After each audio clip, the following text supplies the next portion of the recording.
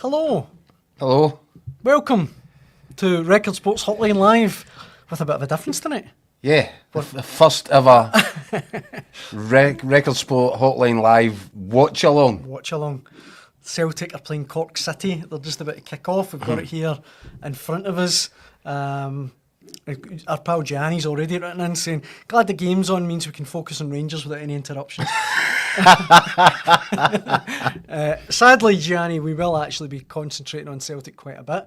As I say, we've got the game on.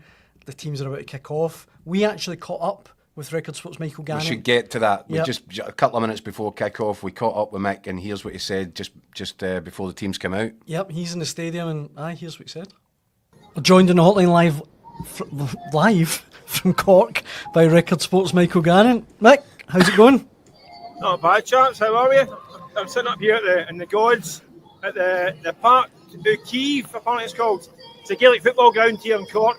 I think you've given that a very short name, Michael, because I had to write it a few times.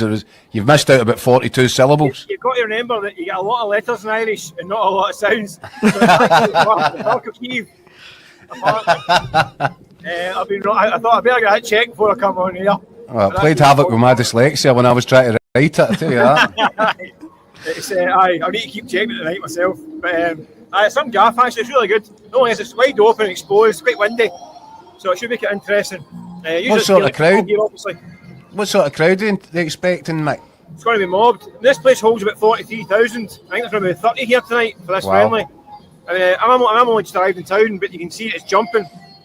A lot of Celtic fans everywhere. A lot of Irish Celtic fans coming from all over the country for a wee friendly, really. But it's going to be a good turnout. It's really, you can imagine the boozers are overflowing. It's also 25 degrees here today. It's glorious. So it's a real kind of party town atmosphere. Yeah. Well, one of our viewers did comment last night, Mick, just saying, have the Irish authorities been made aware that Michael Gannon's about to arrive? Well, unfortunately, I only arrived about an hour ago. If I'd known this, that they came about 4 days ago.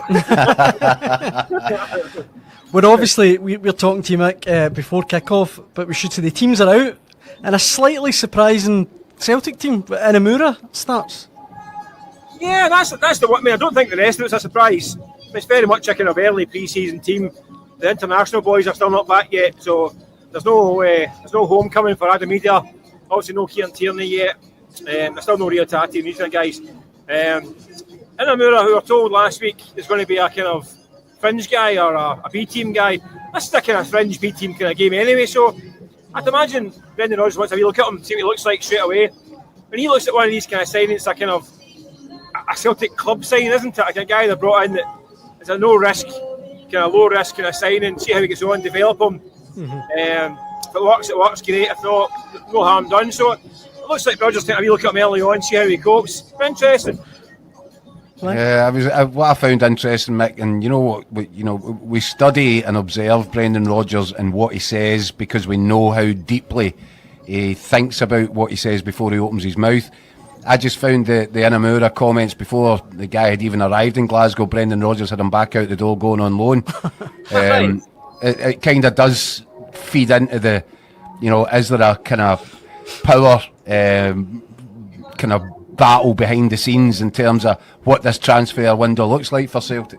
No, I don't think it's a power thing, Keith. I think it's a kind of a reality of how Celtic operate thing. I think Rodgers is actually more cool with it than he has been in his previous spell. I think what you get is you get two different categories of signings. So this year, so far, Celtic signed Benjamin Negrin, Kieran Tierney. They're your first team signings.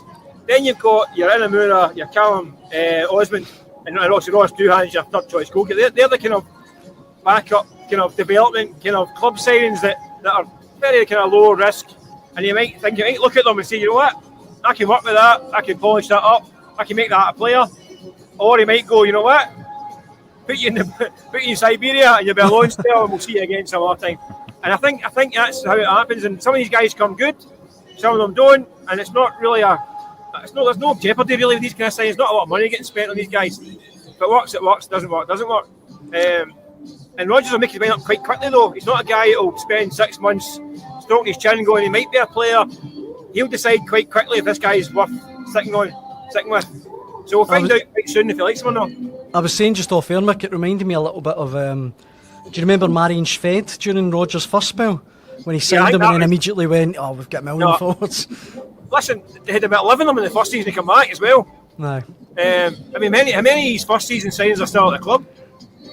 Well, you now get Malacia, Bielka and the Rocky are now heading out as well. And that's, I think they're the last two. The rest of them have been and gone. So yeah, I think now we need to wait for the Brendan Rodgers signings. I think they'll come as the window progresses. And perhaps towards the end of the window, you'll get the real Brendan Rodgers signings. These are the ones that he'll take on board and have a look at, see what he thinks. And they may or may not be successful.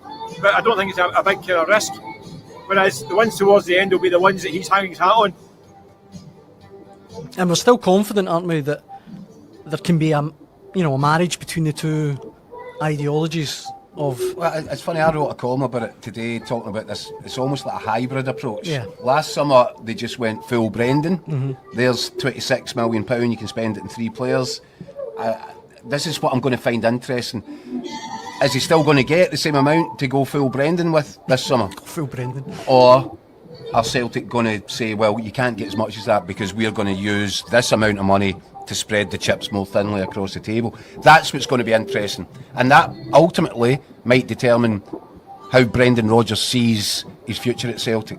If he thinks that he's going to be fully back to do what he wants to do, there's every chance that he commits beyond the end of next season, the end of his 3-year contract. If not, he might have to have a think about it. That's what I think, Mick, and that's why I think you've highlighted a real crucial point. What happens now, between now and the end of this window, I think could have a massive sort of impact on the bigger decisions that Celtic make and that Brendan Rodgers makes over the course of the next few months. Well, the interesting thing is that Dermot Desmond's coming to the game tonight. So he'll be pulled for a chat. We're going to put 2 and 2 together. Listen, I've no doubt that Dermot will stop and chat to us boys as he always does. Yeah. As you know, he's a very media friendly kind of guy.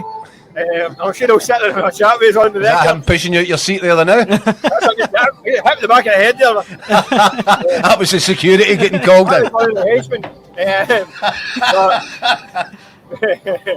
Listen, he's here tonight for a social gathering. I think his dad's from Cork originally. Could be wrong. But I don't think there's going to be any kind of crunch talks with the manager about his future and all that, and thrashing out a war chest and all that. So I think that's all pretty much taken care of. I think he will get back. I think he will get money.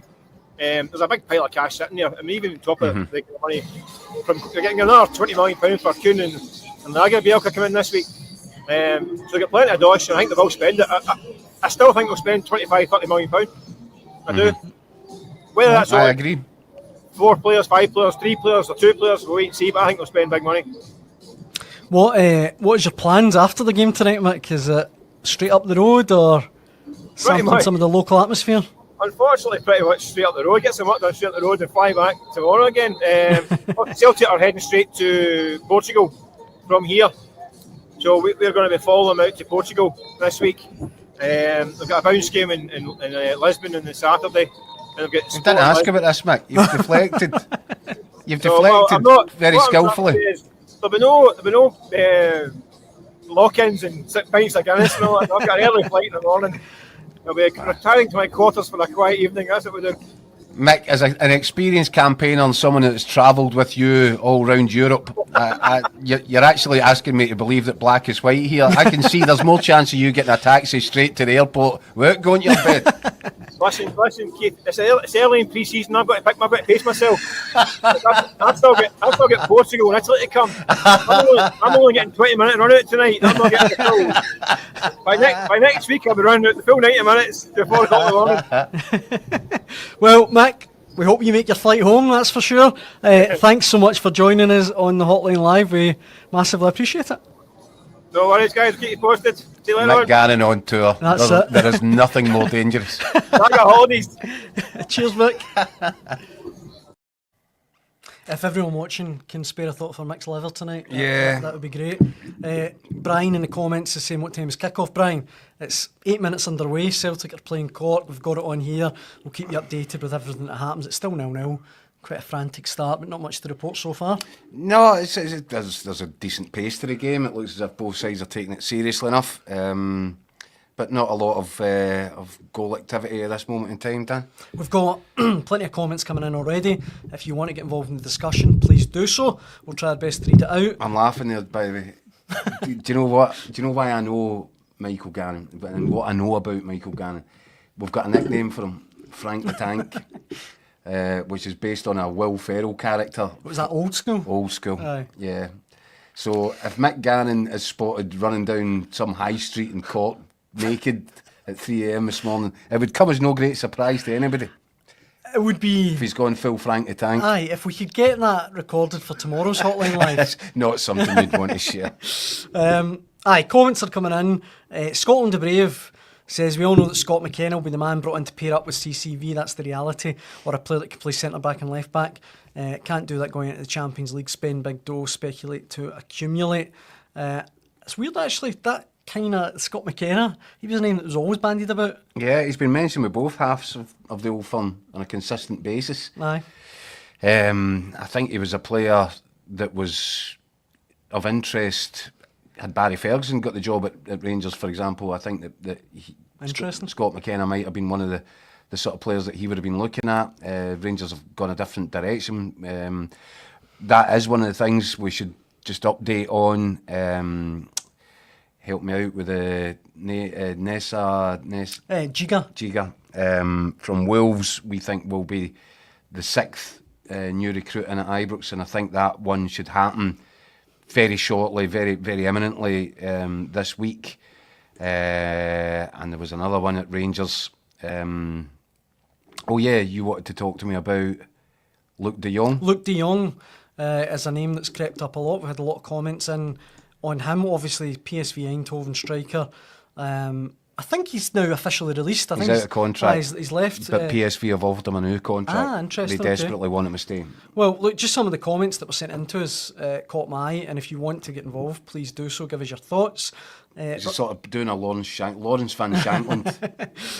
Russell Peterson says, I mean, this is a bit mad. I think we need to find Russell. He says, I would kill a loved one to have Luuk De Jong at Rangers. I know he's almost 35, but he's just dragged PSV to back-to-back titles. Not the sort of guy you want to fall out with, Dan. Just be careful how you go. No, Russell, good point. The guy scores in every big game his club plays. Seems reasonable. Seems absolutely reasonable to me. John says Luuk De Jong would be a better signing than Jamie Vardy. You get a year or two almost out of Vardy. De Jong could give us 3 or 4. That's a fair point. Davey says De Jong has the potential to be a Purcell-esque signing, a proper target man that can bring others into the game, an absolute leader, and most importantly knows what it means to be a winner. I know it's a signing we've talked about before in the Hotline Live, and you've kind of done a little bit of digging around it as well. Yeah. I think it's something that likely to happen. No, I think there's no chance of it happening. I'm sorry to Okay. pour stuff on anybody's cornflakes, but this one, I checked out originally a week or so ago. Spoke to the player's agent, representative in Holland. He said at that point there was no indication of any interest from Rangers or any offer. And bear in mind, this is a guy who is sitting in a situation just now where he is out of contract, free agent. There are offers on the table, none of which at this point last week were for Rangers. The guys that I know in Holland were all saying that he's really happy, really settled at PSV, but he's well travelled. He has sampled, I think he's played in Spain, he's played in England.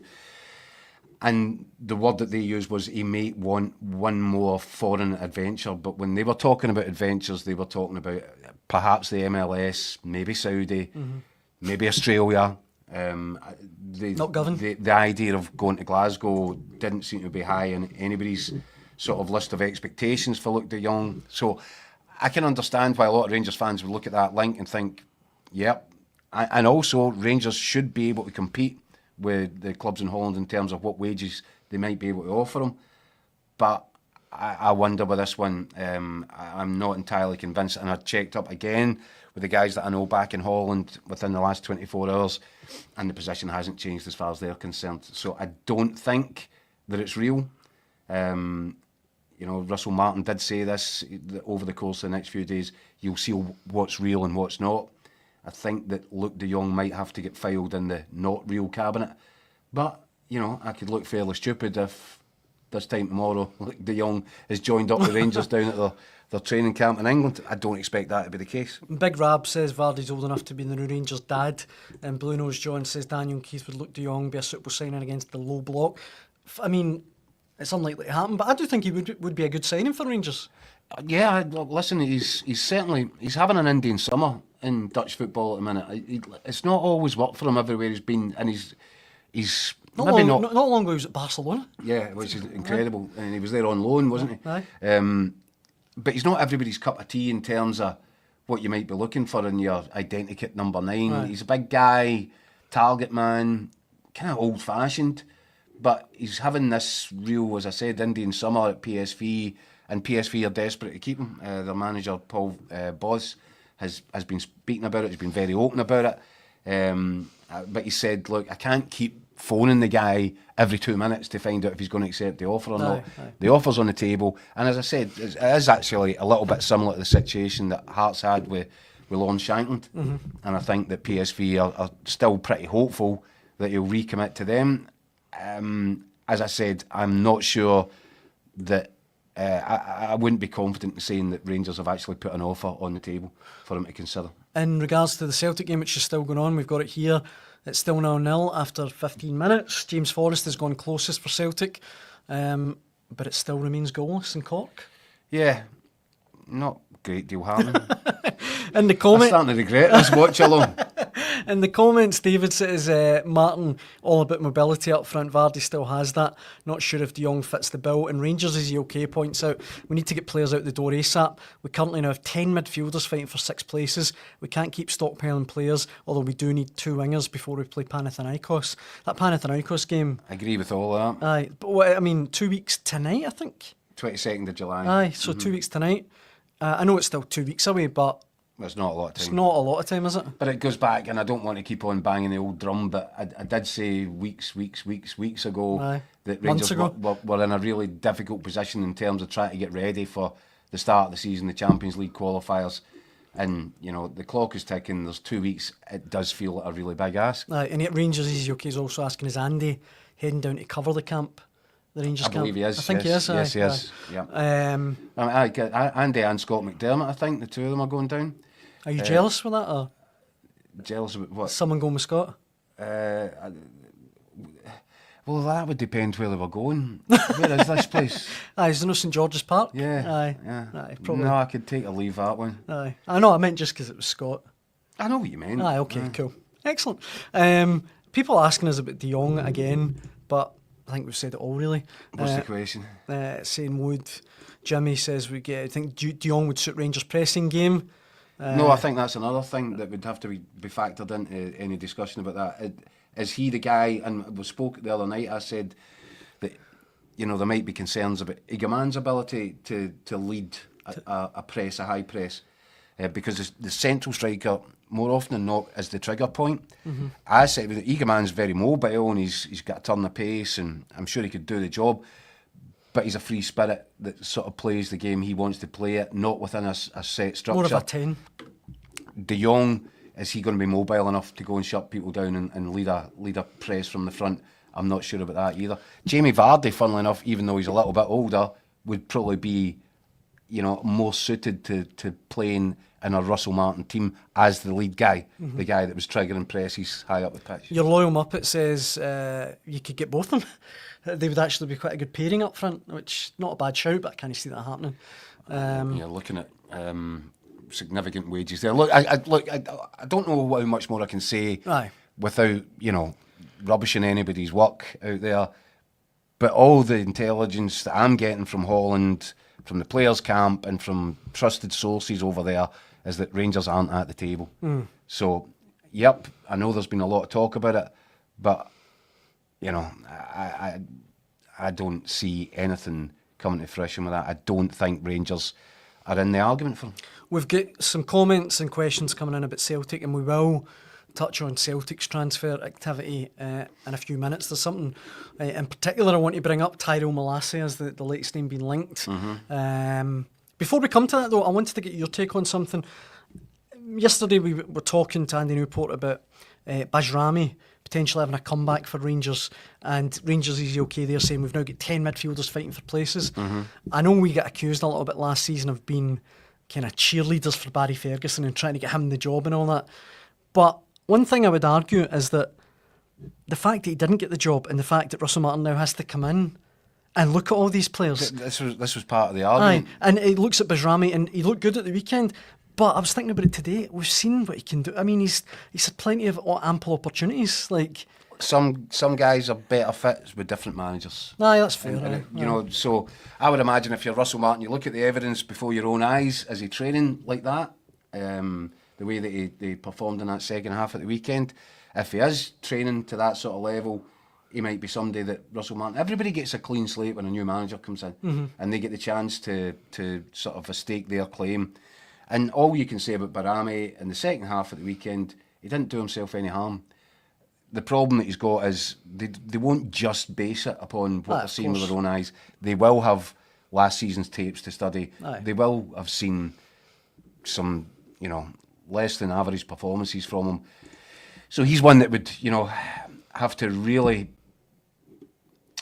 catch the new coaching staff by a bit of a surprise, given what they've watched already. If they see this level from Bajrami, then maybe they'll, have a different opinion. But yeah, there are so many players in that squad that you would say were already surplus to requirements before Russell Martin took on the position. And these are the guys that would have to work seriously hard to turn that position around.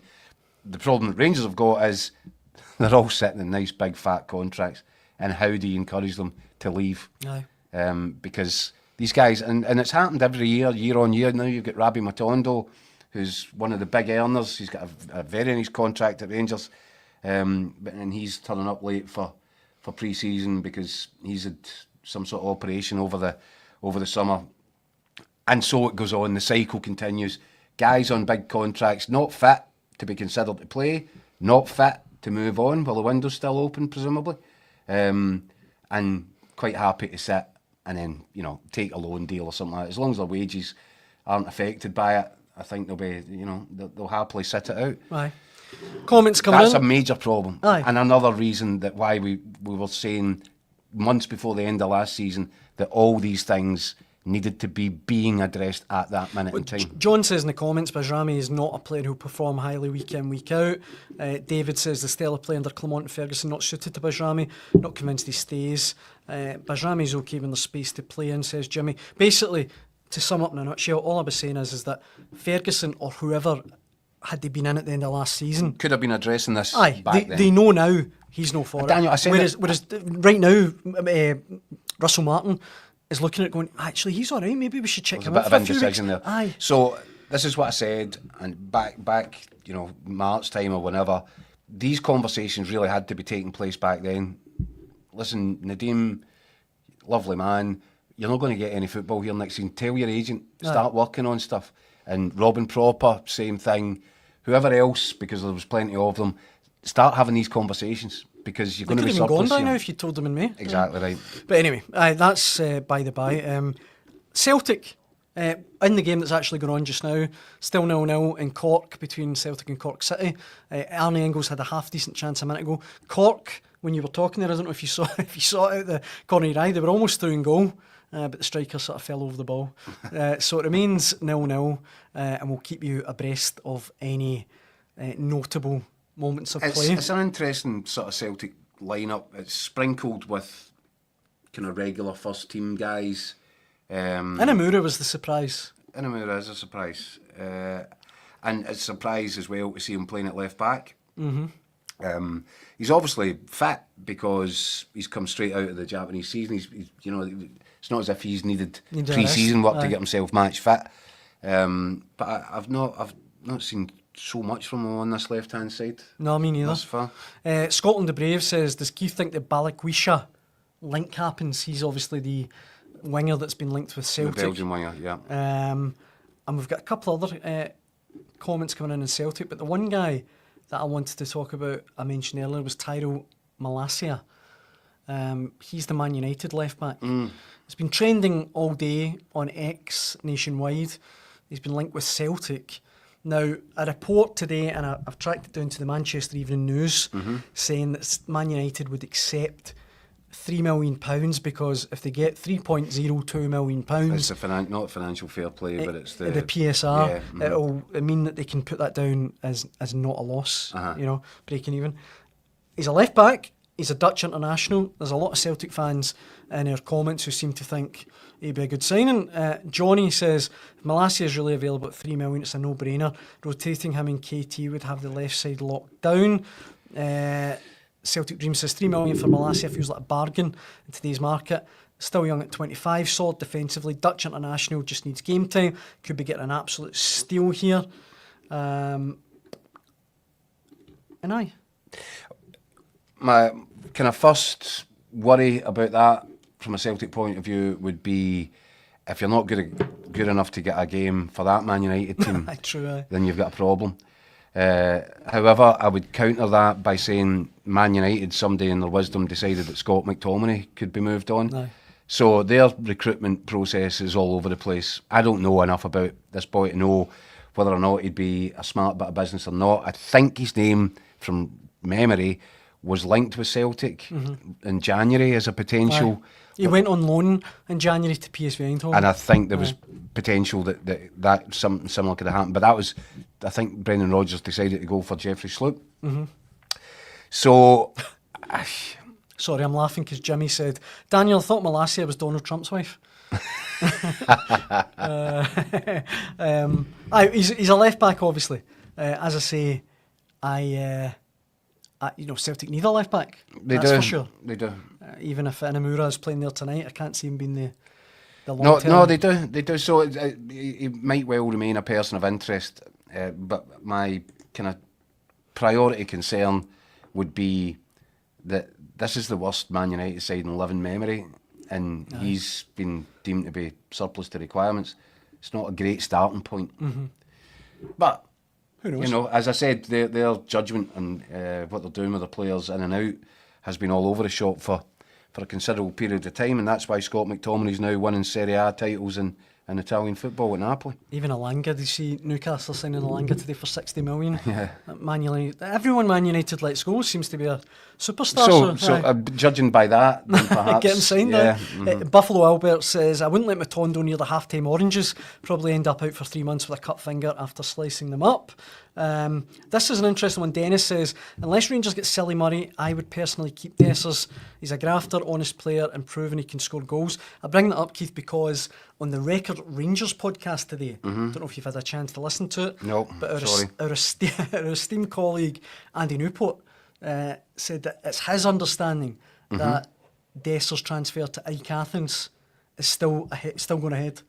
There's been a slight delay, but as far as he knows, it's still going ahead. At the Greek end, they still want to. They still want him, and they think they can afford him. And I think that Dessers, I think that he is aware of the financial package that would be an offer to him in Athens, and I think he quite likes it. The one thing I would add to that and caveat it with, though, is that Dessers is a really professional guy. We've talked about it over and over about what a decent guy is as well. Yeah. And I certainly don't think he's the sort that would. Oh, that's a good goal. Goal for Celtic. Who's hit that? Engels. That's a good watch along, and I can't even see who. That was a cut back to the edge of the box, and we think, but the picture wasn't great. Was it Luke McCown? Luke McCown. It was a good finish, really good finish. Or was it Engels? I don't know. Anyway. Left foot finish, really good. So, the Dessers thing, he won't rock the boat. That is Luke McCown, isn't it? I think it is, yeah. McCown, yeah. Great strike. If Dessers... I don't get the impression, is what I'm trying to say, that he would irritate for a move or try and, cause issues in order to push for it. He doesn't come across that sort of guy. I also think that he's quite happy and settled in Rangers. I don't think it'll be a disaster for Cyril Dessers' point of view if any move is turned down. I think he just got on. Strikes me as the sort of guy that will go on about his business, is what I'm saying. Yeah. And right now, unless Rangers have got some, rabbits just about ready to pull out of a hat, keeping Dessers for at least the Champions League qualification matches or the first two legs against Panathinaikos would seem like a decent idea. Celtic going close to a second there. Johnny Kenny seen his effort tipped over the bar, starting to look quite sharp. Celtic. We'll keep you. We'll keep you abreast of everything that's going on there. Johnny says I should upgrade my IPTV package. Look, everything is above board. My TV package, Johnny. Where's the camera? Stop trying to get me lifted. In the comments, Craig says, calm down, Keith, it's only little Cork City. And Frank says, £11 million Engels didn't score it against the likes of Cork City. I think Engels is going to have a big season. We talked about that last night. John says, surely Dessers want to move away as the fans underappreciate him. I don't get that impression from him at all. And what I would say is, in terms of his level of professionalism, his commitment, his contribution, whether it's in training or during matches, I think he comes across as a really impressive guy for those that get to know him. He's certainly not the biggest problem that Rangers need to address. And I think you would have to be hit with a figure that you would find really difficult to turn down. I'm not sure that $4.5 million is that figure for Dessers.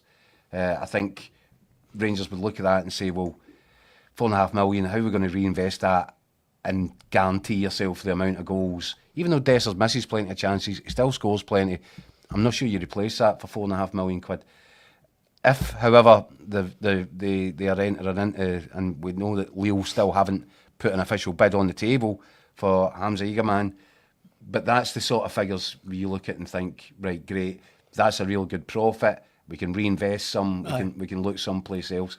But Dessers right now selling him for, if it's £4 million or thereabouts, doesn't make a lot of sense when you're trying to qualify for the Champions League with the riches that comes with that.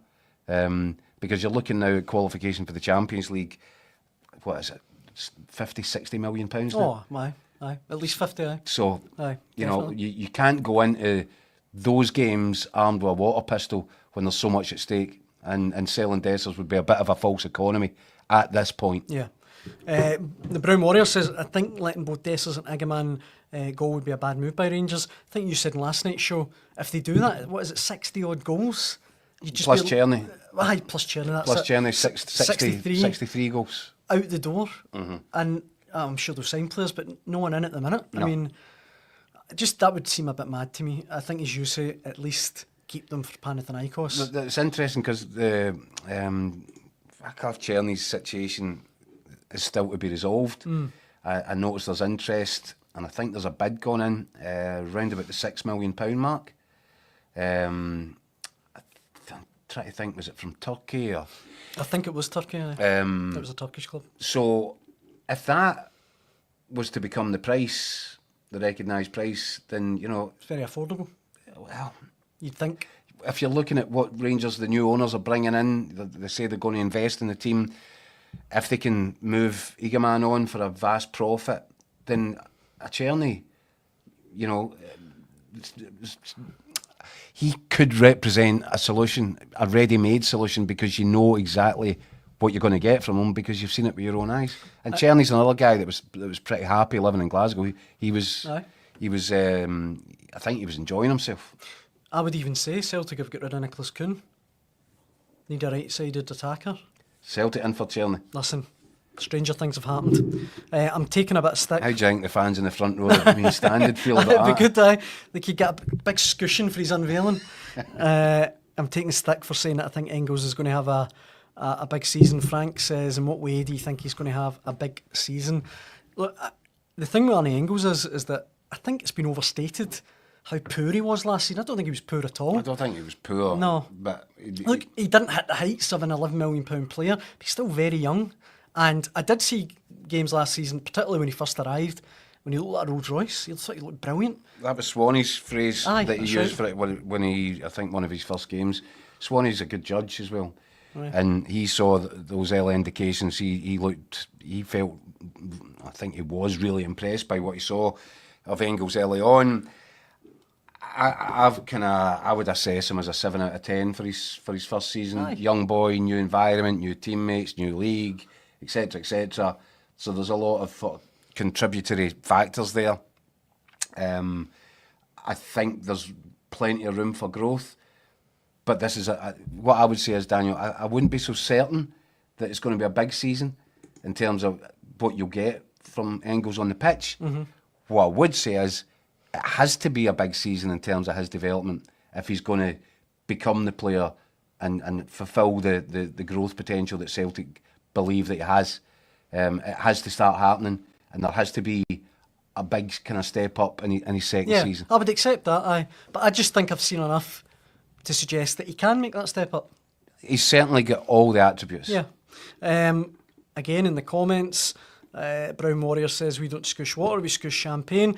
Buffalo Albert says, Keith, it's 2025. You can't call him Igga man. You have to call him Igga person. So, I feel like we've got... I wonder where we're going with that. I feel like we've got some budding comedians in the comment section tonight.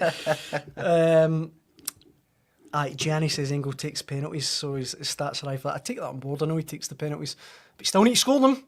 You still need to score them. And by the way, I thought that was kind of indicative of what his teammates thought about him. I think Callum McGregor kind of gave him the ball for his first penalty in a Celtic shirt. It was the Champions League game, you're right, aye. And I think that was a sign that these guys are looking at him in training going, yeah, this guy's the real deal. So you would hope from Engels' point of view, from a Celtic point of view, that there is development next season. Another 7 out of 10 season isn't going to cut it for him. He needs to start kind of performing more consistently and at a higher level. He needs to command games more than I think he managed to do. Never really controlled games last season. Aye. I think that Celtic are looking at him as somebody that has the ability that should be able to do that. Yeah. John points out Larsson took him out to settle in at Celtic and he turned out to be not too bad. I think that was one game at Easter Road that took him. Chick Charnley's winner. Give Engels time. And Craigie saying it's Besiktas that have apparently bid that's right. £6 million for Czerny. If you've just joined us, we are watching Celtic against Cork City. Just now, it's 1-0 to Celtic. Luke McCowan, a really crisp left-footed strike, has Celtic ahead. Not too much else to report, really, is there?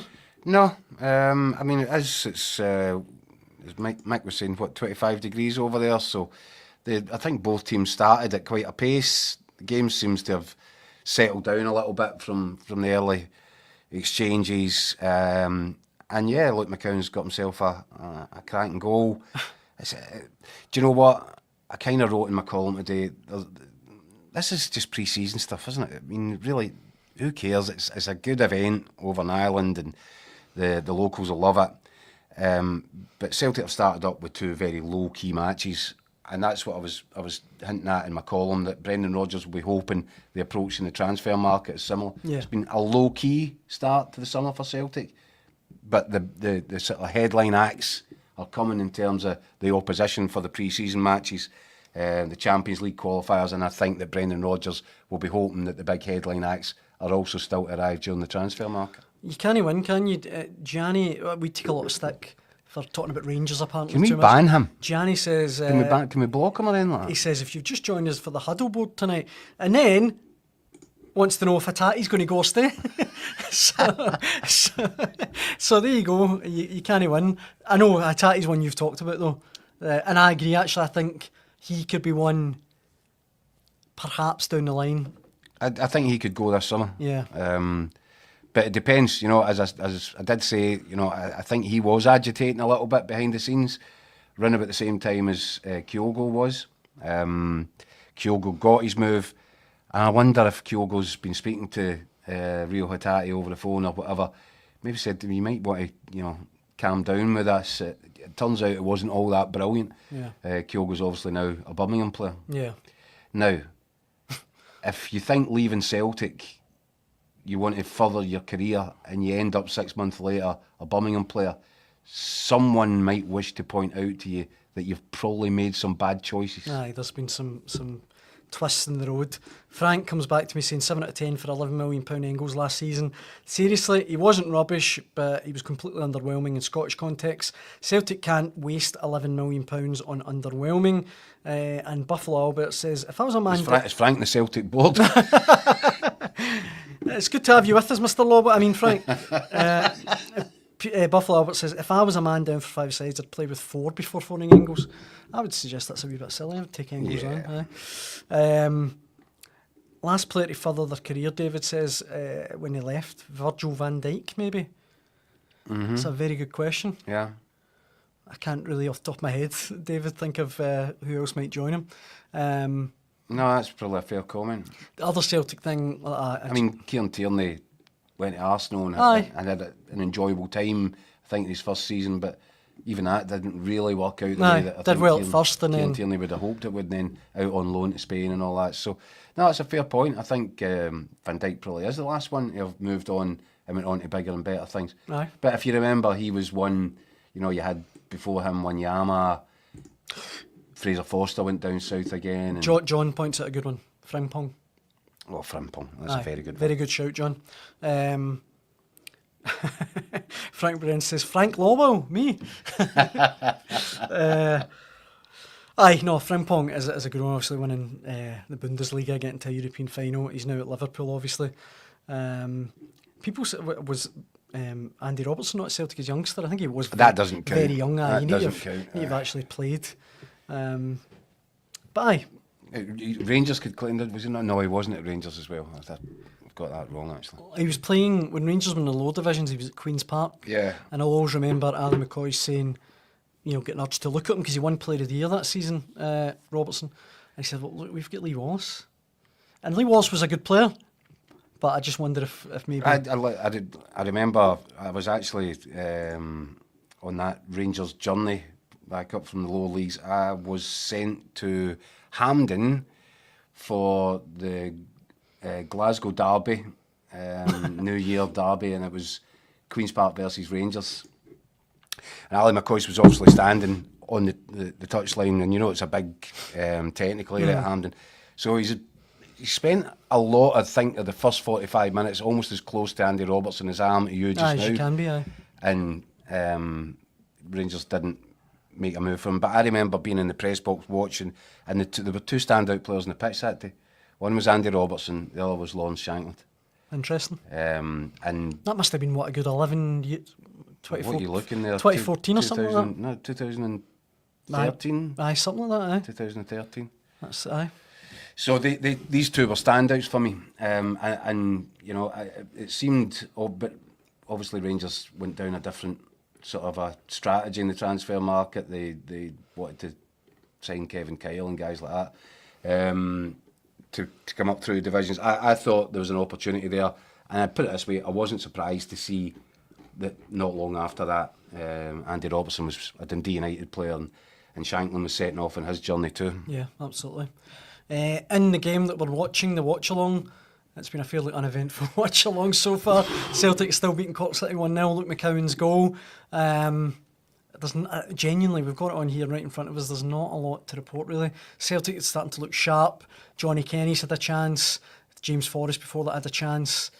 We're almost at half-time, and we understand both teams are going to change their entire 11. We'll be making changes at half time too, Daniel. I don't know who you're bringing in for me, but I'll need to take the second half off. Johnny says, will we be covering the Chelsea game tonight as well?